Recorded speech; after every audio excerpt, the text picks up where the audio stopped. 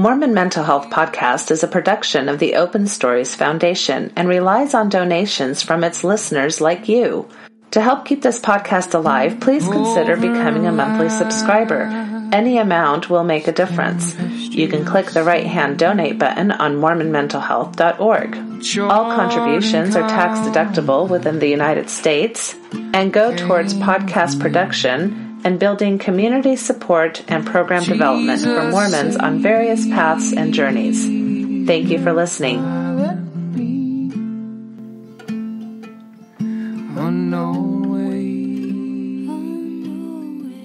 Hello, my name is Jeff Lundgren. Welcome to Mormon Mental Health Podcast.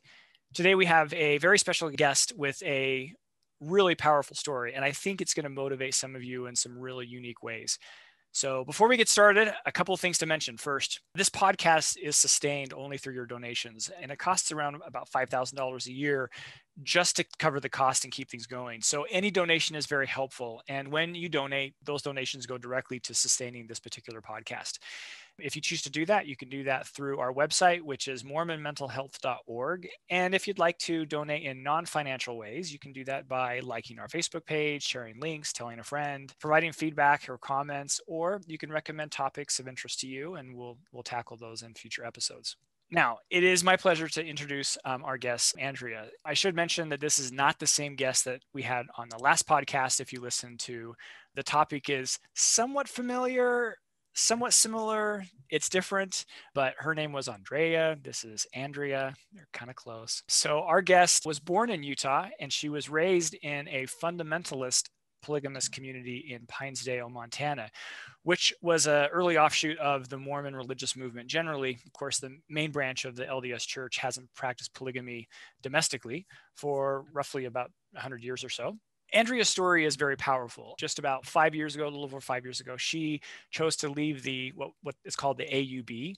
That's the official religious group. Some people refer to it as the All Red group. And she simply reached out to God and said, "Hey, could you just please crumble and destroy anything that's not true?" And of course, that set in motion a bunch of things that she's going to talk about. And when she realized that what she was experiencing was not for her and how unhealthy that was for her, she made a change. And she's going to share a lot about that story with us and how she got out of a life of depression and moved into a life of freedom. Andrea, welcome to Mormon Mental Health Podcast. Hi, Jeff. I am so honored to be here and delighted to share my story. Thank you so much. You're very welcome. Tell us a little bit about how your story began. Well, I was born and raised in polygamy in Salt Lake City, Utah. For the first 10 years of my life, that's just how I was raised. When I was 10 years old, we moved to Pinesdale, Montana, where my mom remarried my stepdad. We lived on a dairy, and, everyone in this community believed that you needed to share a man in order to please God and reach the celestial kingdom. And so, looking back, I just thought all the people around me looked pretty miserable. I mean, they were struggling to live this holy law. And I just remember thinking, you know what? I'm going to live this way, and I'm going to do it joyfully.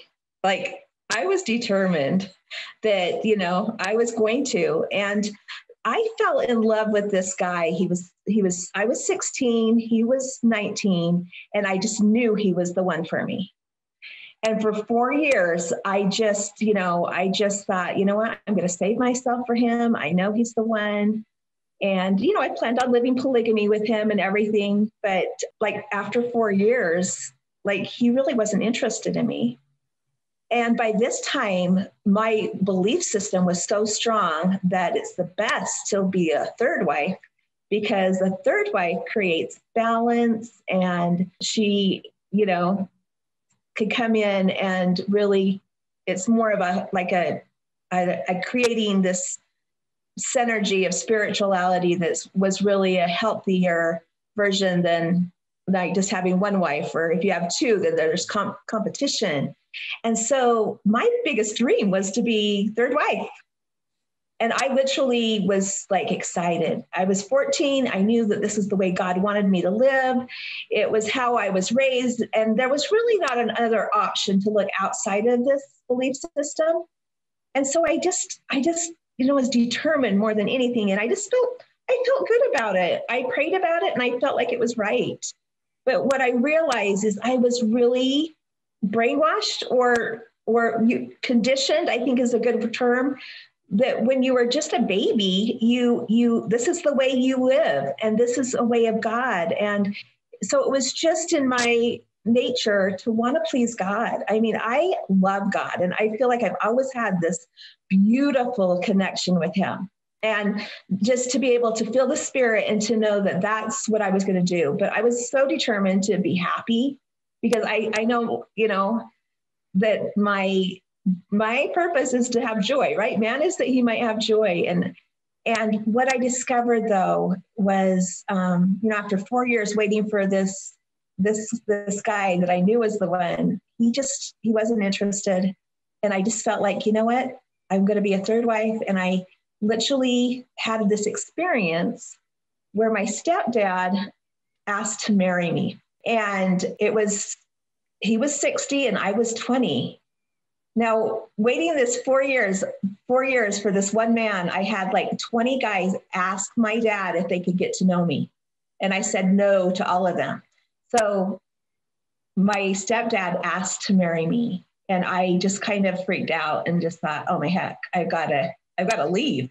I got to get out of here. But I didn't leave the belief system. I just left the dairy and, I was 20 years old. And so I went to Utah and I became a third wife.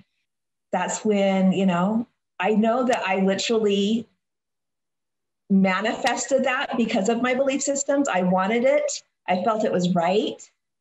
But as I got married and we lived all together in one home, and all those emotions came up of jealousy and the emotions of sharing a house. Man, I just wanted my own house, but that wasn't okay.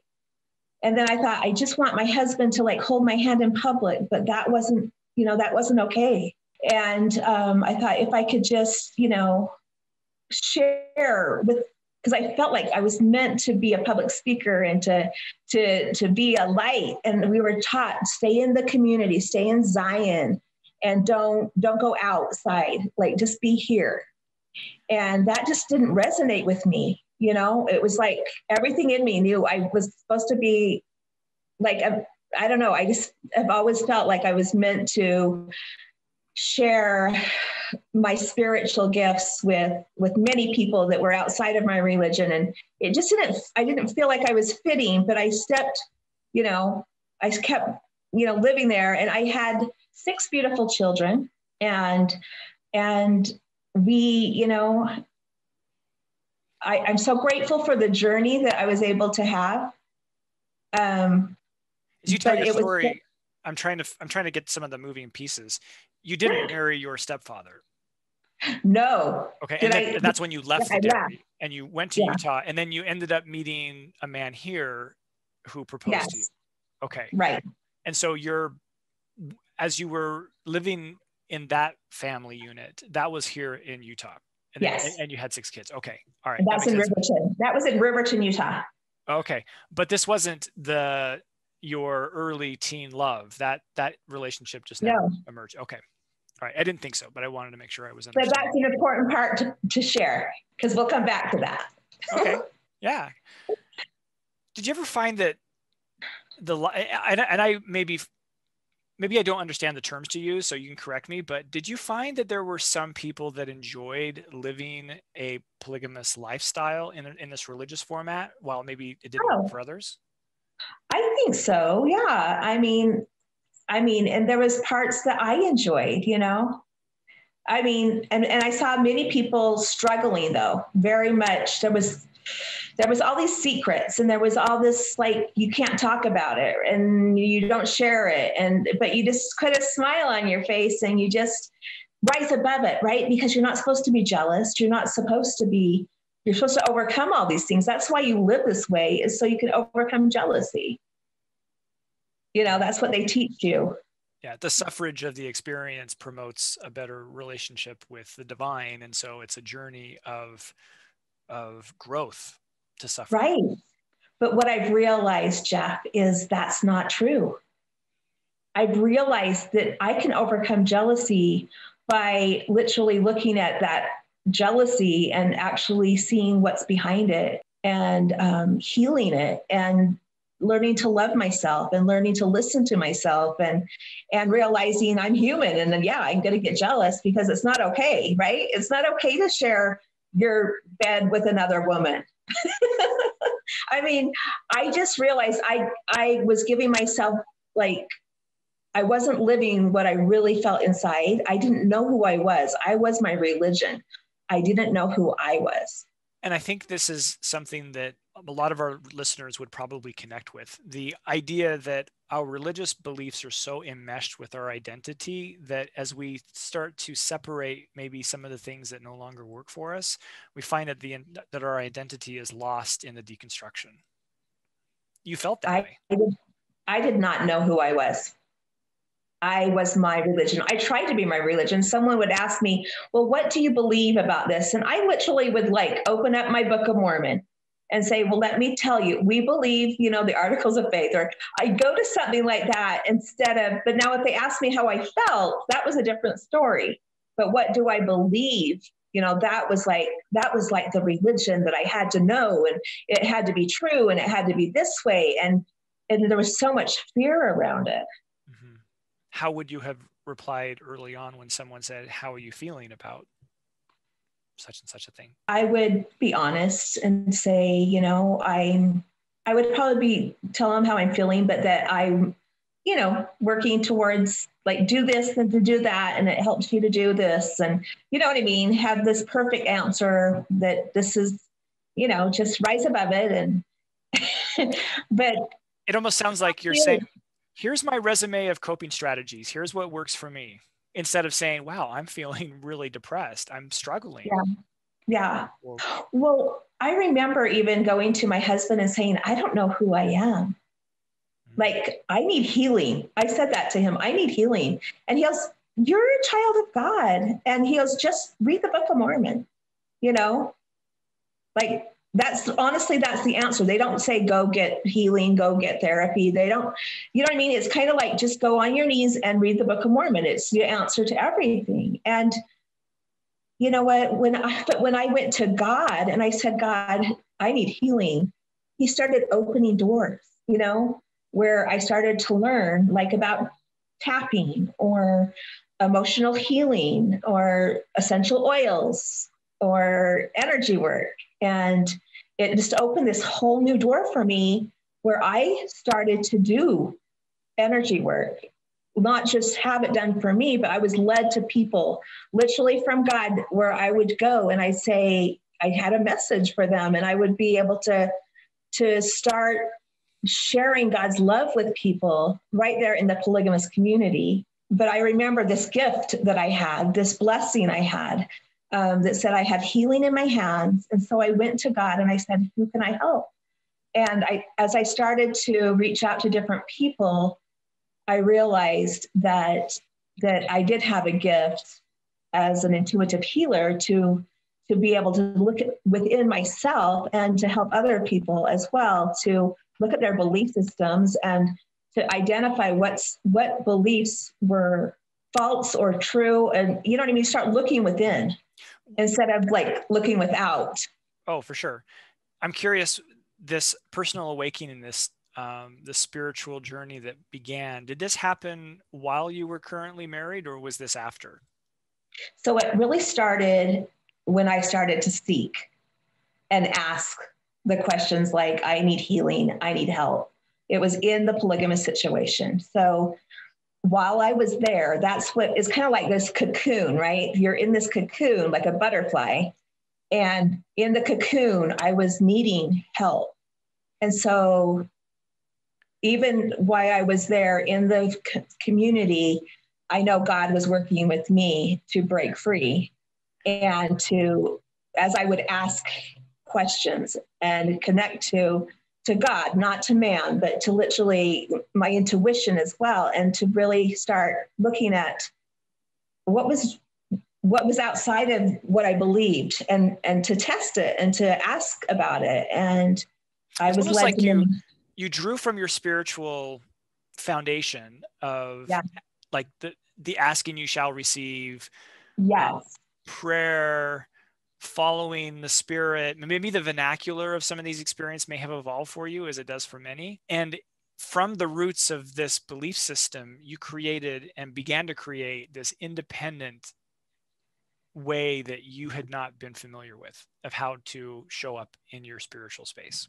Right. And it's like giving myself permission to literally follow my intuition versus what someone else was telling me I should do, like following the leader, following the prophet, following. And I'm sure that I was very much, I want to say, like outside of the box.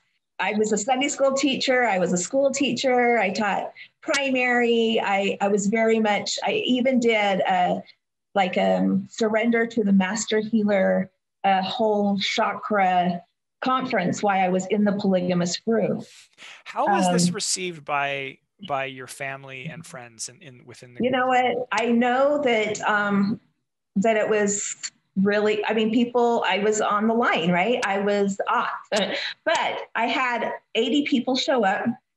We made over $1,000, with like charging people $25 to come and have lunch and spend the day. And it was a beautiful experience, but I was still there, but I know God was leading me out and I didn't even realize it. It's just being that spiritually connected to God and realizing that my purpose is beyond a religion. It's beyond what the box I was raised in, and to let go of the fear of what others are thinking has been the biggest, the biggest. I'm still working on it. Well, these things become programmed into our everything. And, it takes a while to unravel that. This was not that long ago for you. Right. Yeah. So when I was in the group and I was doing that, of course I was looked at by some in a shady way because it wasn't what was in the Book of Mormon or even the Bible. It was something that I just felt so strongly. And it felt like my purpose to heal and to awaken myself and to help others to heal and awaken. And it's just, I realized that's why I'm here, and it's been a journey. Mm-hmm. A couple of things I was thinking about. One, this part of your story, I didn't know that I really understood. One thing that we see today within the mainstream Mormon church, and I'm not sure if you follow a lot of this, but very recently within the past few weeks, the church came out and said energy healing is not an acceptable practice and could be grounds for intervention on behalf of their bishop or stake president, right? To ask them that they not do that kind of thing. And I think that the church is very threatened by members seeking to exercise spiritual autonomy in gifted ways. And so we see this with women far more because men are priesthood holders. They kind of just fall back to their priesthood capacity. But for women, there is none. So they gravitate, well, I can heal. I can. How do I do that? I have the ability to influence and follow my intuition. How do I do that? And these things are very threatening. Have you followed this? Oh yeah, I have. And, and it's about money too, like receiving money for your spiritual gifts and how, this is something that's been on my journey the whole time though. So whether it was the church or the priesthood, or I just had to go back to God and say, God, you've given me these gifts. Who can I serve with them? And not let someone dictate to me how God's going to use me to bless the world. What was your husband at the time saying about this path that you had began? He was really leery of it. He didn't understand it, but I know he enjoyed the work that I did, the work that he was able to allow me. He actually my former husband had Parkinson's, and I would just put my hands on him and do some energy work and do some massage and just bless him as much as I could, and it just brought a lot of peace and joy. But there was always that feeling that I was going astray, right? That I was leaving the boundaries of what was set up in that patriarchal priesthood structure, and for a woman to really step out and command demons to leave or cast out evil, and to be able to step into your power wasn't really something that was looked highly on. And in fact, you're out of order, right? You're out of order. And and so being there was always a struggle, but I always felt God leading me to people to help them.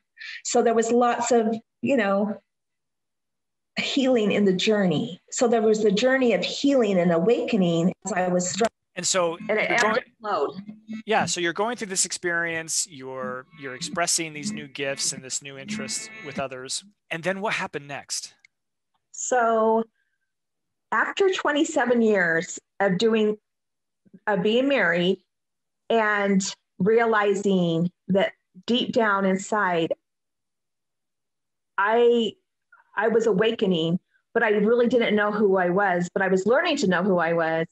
And I was becoming powerful. And then I was changing my own belief systems as I'm doing this healing work. I mean, I'm realizing I don't believe this way anymore.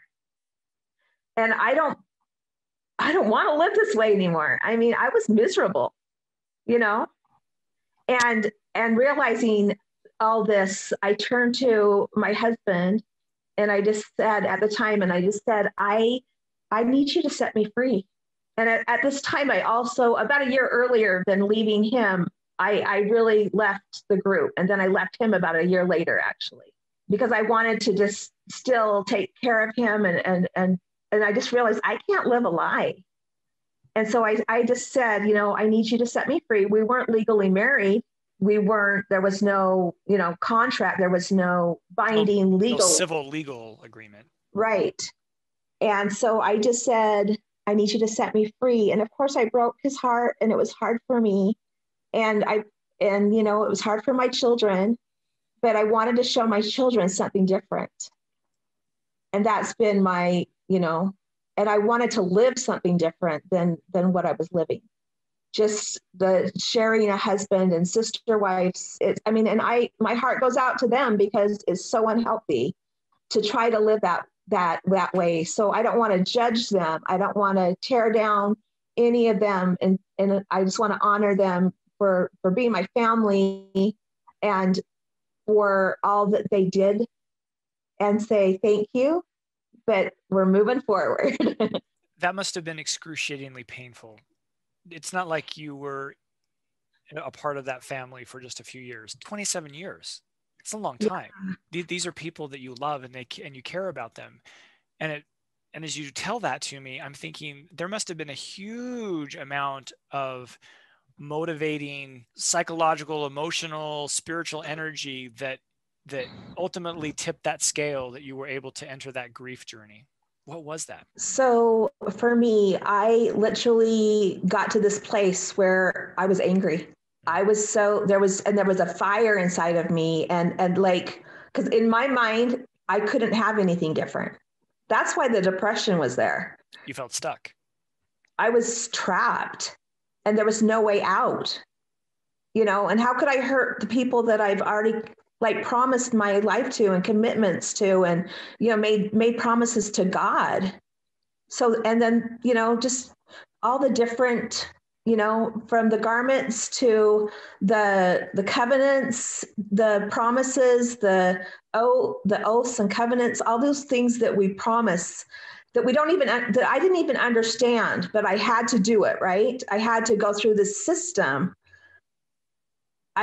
It was so entangled, but I literally felt, with God's help, and I have to turn to God with all of it, and that spiritual connection that I've always had, when I said crumble anything in my belief system.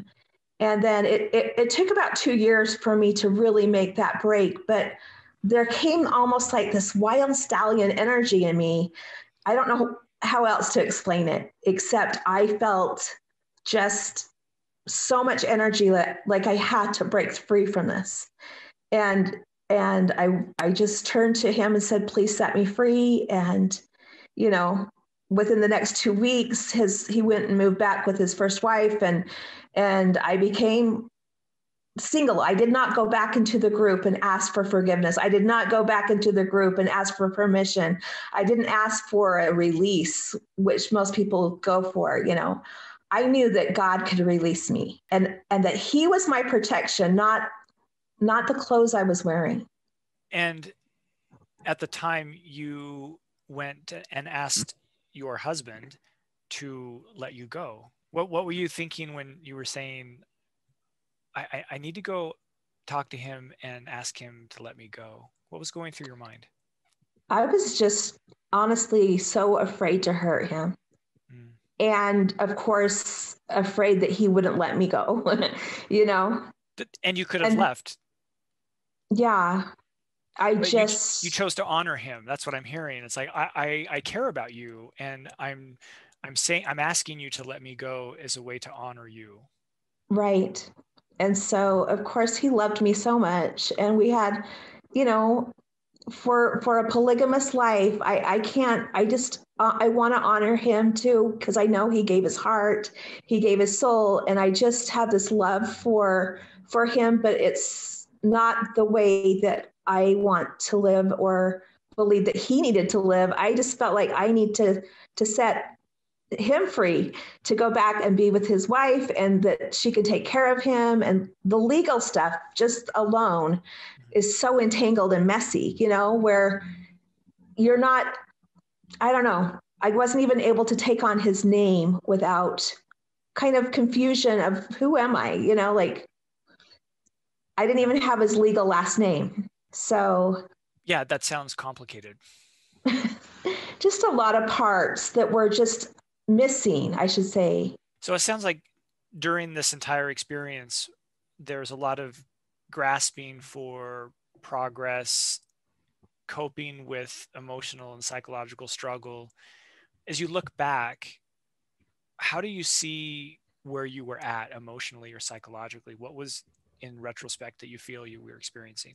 Codependent, very raised codependent, where we all kind of had to think together instead of separately.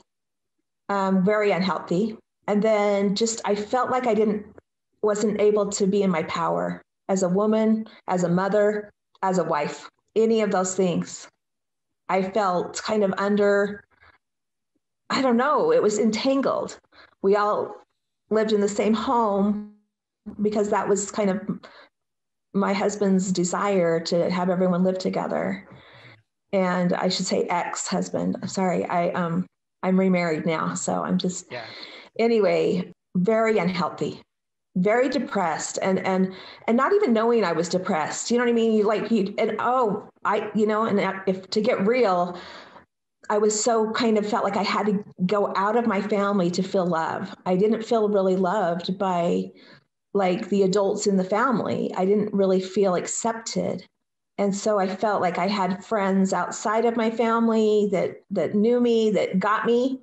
But in my own family, I felt kind of like I was in a foreign land. So there was a couple of emotional affairs that I had because I was so starving for just connection. And I don't say that, I mean, I say that humbly, but I was so broken, like literally starving for love, starving for, it was just so unhealthy. You feel that you were starving because you were neglected, or just the system that you were in? Well, I think there was just a lot of different things going on. Number one, my former he had Parkinson's. And so he was a Marine, and he would just say, you know, I'll fix that. I'll take care of that. Don't worry about communicating. I'll talk to them. Like he just wanted to do it all kind of. And, I just feel like it lived in a little bubble of dysfunction. Mm-hmm. And every family was unique, in polygamy. So our family had its own, like, no one talking to each other, no one communicating really. And then always wanting to keep the peace. So things didn't get taken care of. And then feelings built up. I'm sure that there's exceptions, but I would imagine that there's an irony in that you're in a close family system where people are networked together intimately, and yet you feel that you're starving for connection, starving for love and affection. Yeah. Yeah. Very much. Yeah. It's an amazing story. And so you leave, right? It took a couple of years to really work up the motivation, and so left. So I leave, and instead of getting better, it gets worse because I really don't know who I am. Right. But I'm beginning to, but I try to just like get as far away as possible from anyone that's living that way. And the judgment is so strong. The judgment of others, and that I've gone into the world, and that I've broken my covenants, and that I'm going to hell. There's so much judgment. I just wanted to get away.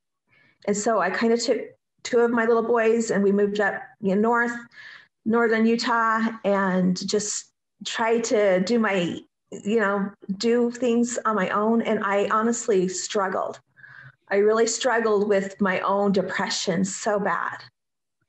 And I just felt, I just felt like I had a breakdown before I got a breakthrough. And I actually ended up in the mental hospital for a month, just because I was just struggling with my own thoughts, with my own beliefs, with my own worth, wondering if anyone would ever even love me, like there was just feeling so fat and feeling so ugly. And even though I'm not a fat and ugly person, I felt that way. And I felt just like nobody would want me. All these like negative beliefs. And then I ended up like 1 month in this mental hospital. And it was like this awakening for me to realize that what people go through, when you can't get out of bed, when you can't, you don't want to take care of yourself. You don't want to eat. You don't know that there's any more money. Like it felt so dark.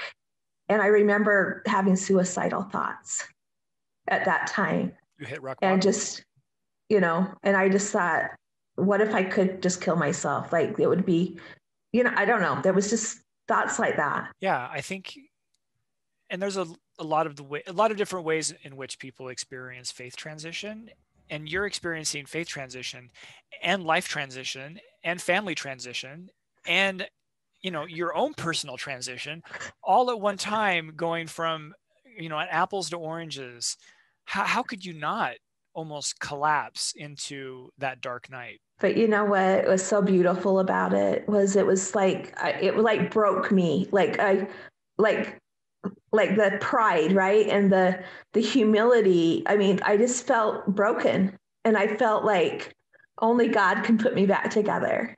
And I remember just feeling, I don't know, this energy of really just not going into another religion to find my answers, not going into another book to show me who I am or to show me who God is. But I just said, God, I want to know who you are. I want you to show who you are. And I literally created this conference that was called Manifesting True Love. This is after I came out of the dark place. And I thought if I could just fill up with God's love and let him heal me. But I literally did this conference that really sent me on this journey.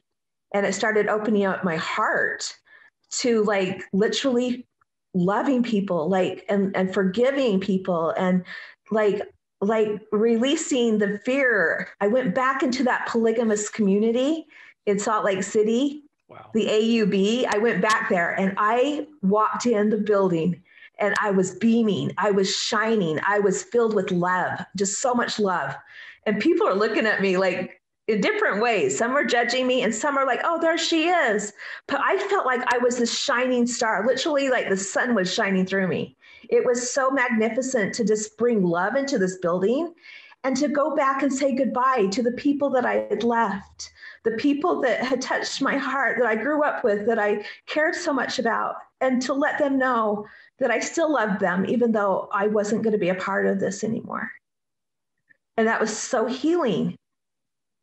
And then, Jeff, there was something else that happened with this manifesting love is I literally felt a connection to the full moon, to the moon cycles. And literally on the full moon, I started to travel and like literally put all my stuff into storage and went back to my Pinesdale where I grew up. And I went back and started to do some inner child healing. And I actually reconnected with that guy that I was with, which was just magnificent. I'm sorry, I might be getting ahead of myself, but. Well, I see that as you came out of this dark space, you turned a corner and you found that with love and forgiveness and some of these other emotions you were experiencing motivated you to reconnect to this community that you had abandoned and created closure, probably reunited in a way that was healthy for you. And then you continued that journey as you worked back to Pinesdale to reconnect with that inner child.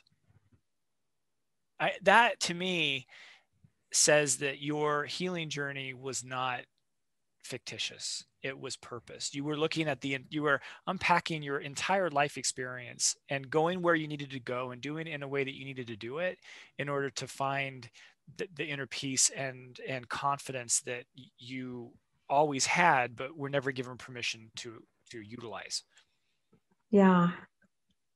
And I was able to forgive my stepfather, that wanted to marry me and kind of felt like he took my dad from me and wanted to be my husband, right? And that brokenness. And I was able to go back and just do so much healing from what I felt as a child and growing up as a teenager. And there's just something about being in the mountains and in the pine trees and in the, in the mountains that was so healing for me. Yeah, that makes sense to me. So what happened between this part of your story and where did you end up where you're at today? Tell us a little bit about what you're doing. So, okay. So that moment where I put my stuff in storage, I felt to get on Facebook and like I had done the dating thing, right? I did the, Plenty of Fish online. It was not a good experience. And I just said, okay, I am not going to try to date. It was scary to date for me. It was like scary to but I was manifesting true love, right? God was filling me with his love and I had so much love. And I just thought, you know what? I just am going to let God show me who I belong to. And I'm going to let him bring him to me. And I literally said, I am manifesting my true soulmate this year. This was 2017. And in 2018, in May, I put all my stuff in storage. I go back to Montana, right? And before I do, I just felt to reach out to that guy that when I was 16, that I knew was the one for me. And this is how strong my intuition is. And this is how strong my belief system is. But I reached out to him. We talked for 3 hours and he goes, I don't talk to girls like this. 3 hours. And then we talked every day. I went to Montana, we connected, we had like double rainbows. We just did things. He took my hand and he's like, I don't know, there was just something there that I wasn't going to let myself fall in love with him, but because I was not going to go back into this polygamous community. And I realized he still had beliefs in Mormonism and I had beliefs, seemed like more like I was trying to figure out who I was, but I was much more spiritual. But we were just like magnets that kept coming together. And by September, he asked me to we got engaged. And by October, he asked me to marry him. And everything in me, just like my heart, his love filled my heart. And I knew again that he was the one. And no, we are not living polygamy. And I don't believe in Mormonism. And I'm very strongly who I am, a very spiritual person. And where I love to go to church is in nature. I mean, that's where I'm finding the greatest connection to God, is right out there with, his beautiful creation, and the energy that's all around. Nature is so beautiful. But I just allow Joey to be where he's at. And we've just come together with such a beautiful love. But I know God brought us together, and it's such an interesting journey. So I'm here in Pinesdale with so many people that are going through transformation, but I get to love this man that I always knew was the one. And it's literally healing my soul. It's healing my heart. It's healing his. We're learning to just, I don't know. It's not perfect, but it's been so healing. And I truly believe there are people in your life that they're just meant to, like magnets, come together like soulmates. Mm-hmm. And so I'm curious, when you left Pinesdale the first time a few decades ago, you had lost a connection with him when you were 20, roughly 20. Did he marry somebody, or maybe he entered into a polygamous relationship and then no polygamy. He actually, it's a huge story, but he actually fell off a roof, and he had some, he fell off a roof. And so his life took him in a whole different direction, where he did get married, but he wasn't ever a polygamist. But he did get married, I think LDS. And so he was married a few times. Uh-huh. And so he was single for about 10 years before I came back.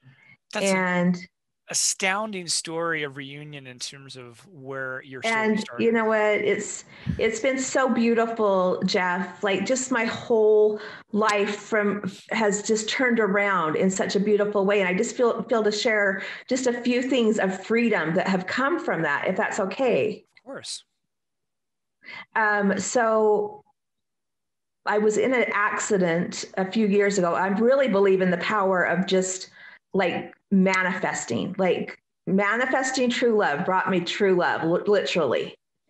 And that workshop didn't work out too great, honestly. Didn't get a lot of people to it. Okay.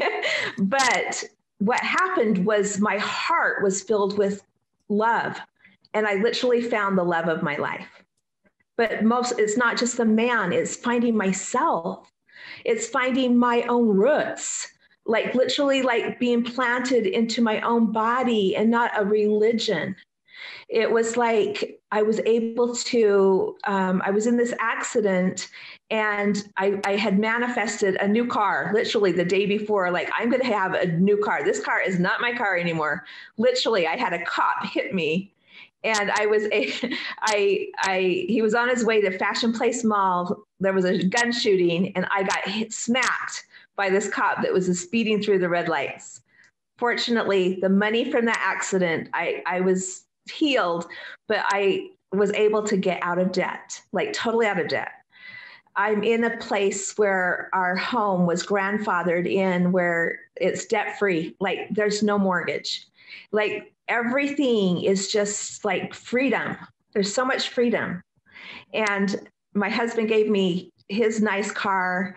And there was just all these things that have come from just aligning myself with my true self and asking for what I want, literally asking for what I want to create, and realizing that I don't have to live somebody else's rules, somebody else's laws, all these systems, that I can be free to be me.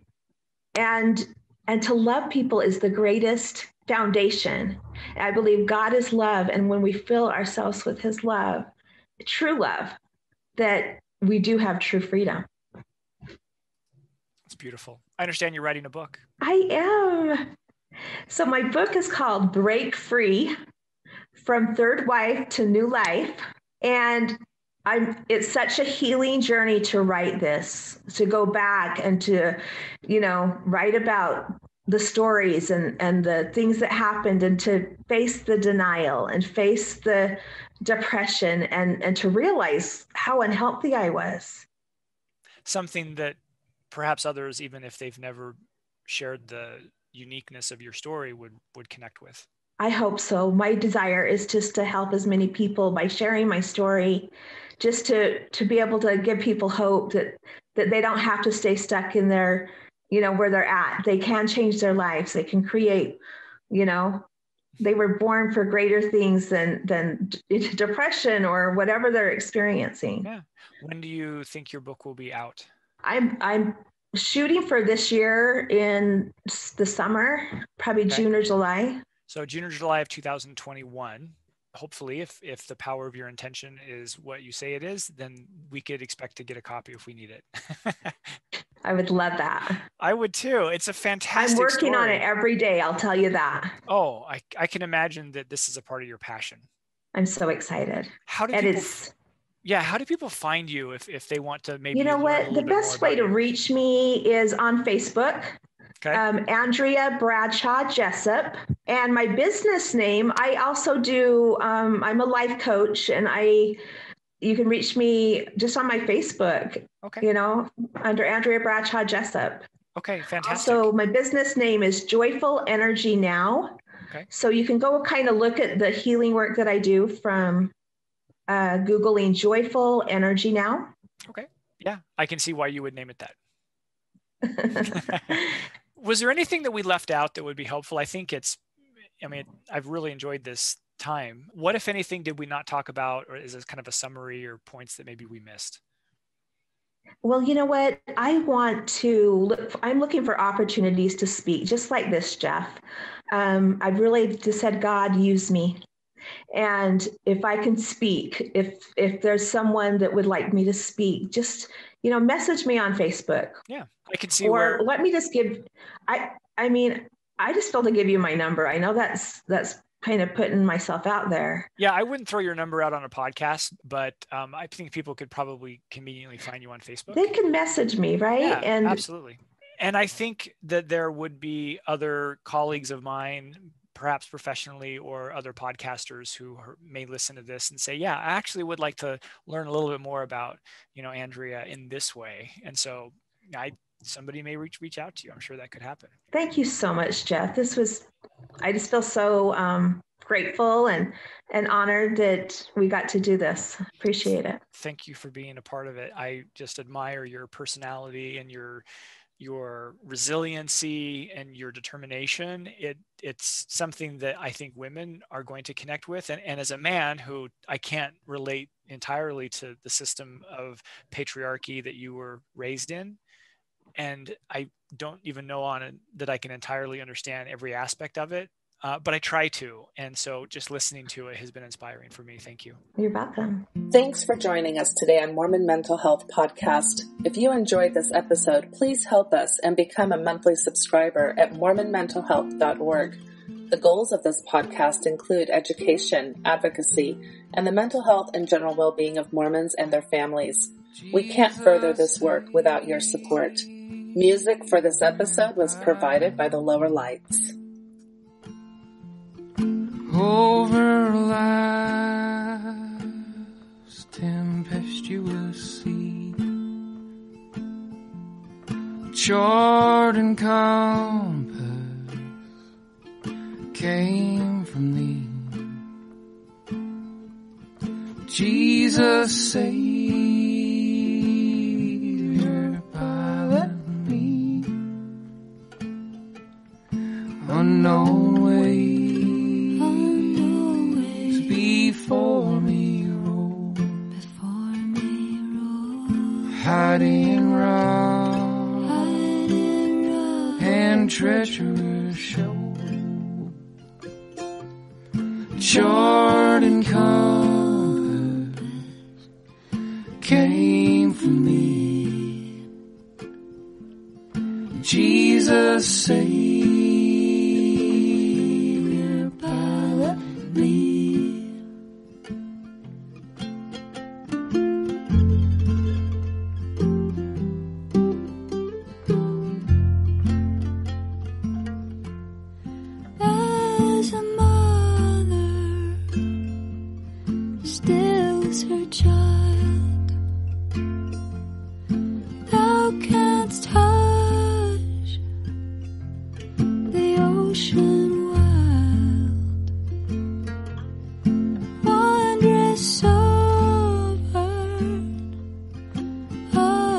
sea.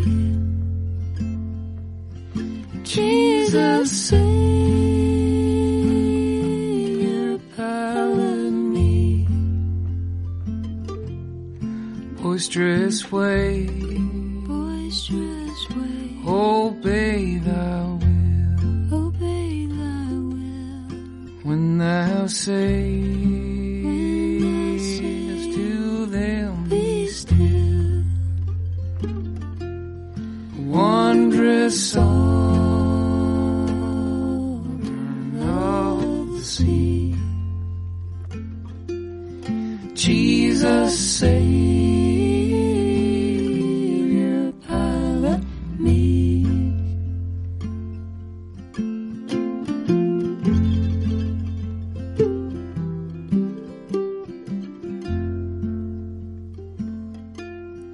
When at last I near the shore, and the fearful breakers roar,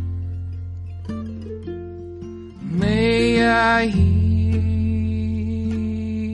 thee say to me, fear not, I will pilot thee.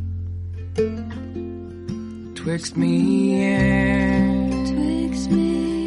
the peaceful rest, then while leaning on my breast, may I hear thee say to me, fear not, I